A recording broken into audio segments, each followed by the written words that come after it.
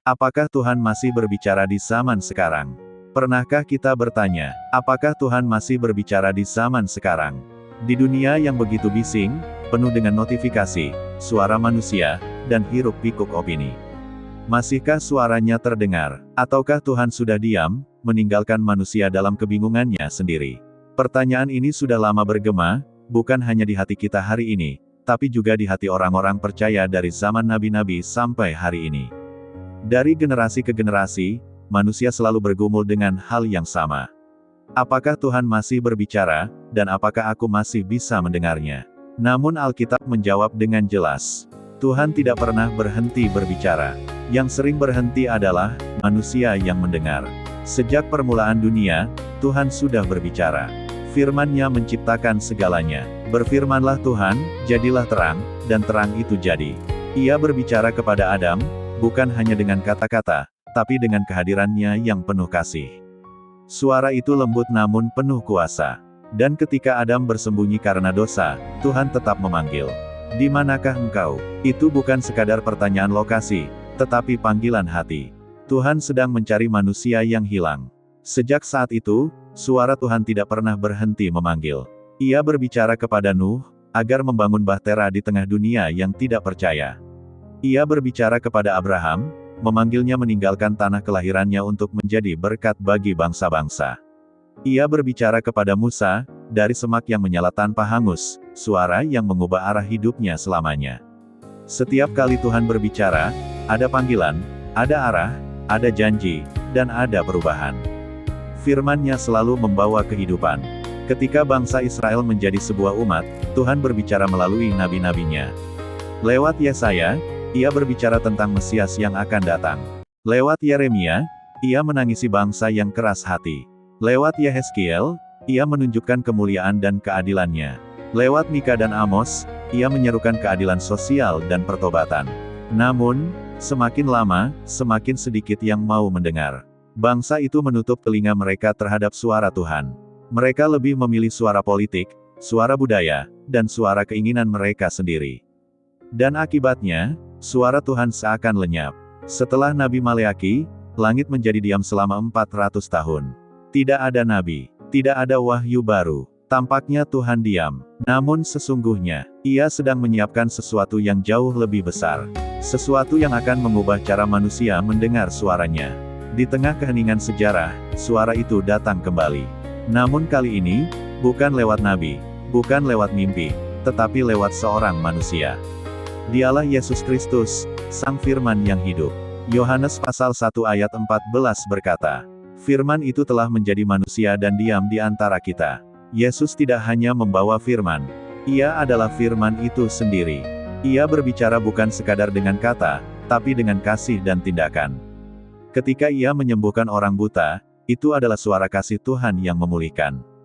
Ketika Ia mengampuni perempuan yang berzina, itu adalah suara pengampunan Tuhan bagi yang hancur. Ketika Ia berkata di salib, sudah selesai, itu adalah suara kemenangan Tuhan atas dosa dan kematian. Setiap mujizat-Nya, setiap perumpamaannya, setiap tetes darah-Nya, semuanya adalah suara kasih Tuhan bagi dunia. Dan Ia berkata, domba-dombaku mendengar suaraku, dan mereka mengikuti aku. Yohanes pasal 10 ayat 27. Artinya, Tuhan masih berbicara. Dan hanya mereka yang mau mendengar, yang akan tahu bahwa Ia hidup dan nyata. Setelah Yesus naik ke surga, Ia tidak meninggalkan kita sendirian. Ia mengutus Roh Kudus, Sang Penolong, Sang Penghibur, yang terus berbicara dalam hati umat percaya. Kisah Para Rasul pasal 13 ayat 2 berkata, Roh Kudus berkata, khususkanlah Barnabas dan Saulus bagiku. Roh Kudus berbicara kepada para rasul, kepada gereja mula-mula. Menuntun mereka ke tempat yang tidak mereka rencanakan. Memberi hikmat saat mereka dianiaya. Dan menguatkan mereka saat mereka lemah. Dan sampai hari ini, Roh Kudus masih berbicara.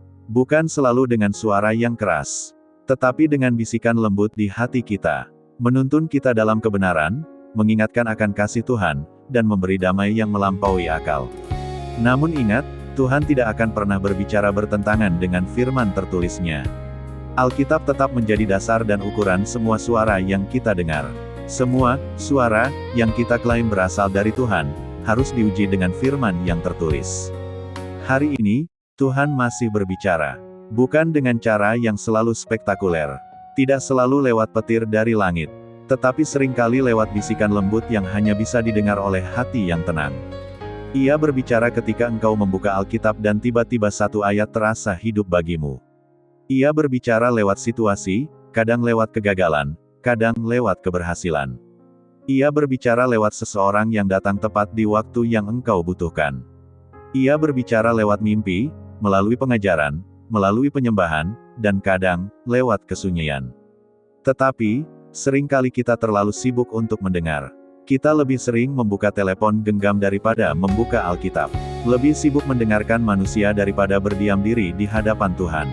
Suara Tuhan tidak lenyap. Yang lenyap adalah keheningan di hati manusia untuk mendengarnya. Sahabatku, Tuhan tidak pernah berhenti berbicara. Ia masih berbicara kepada umatnya.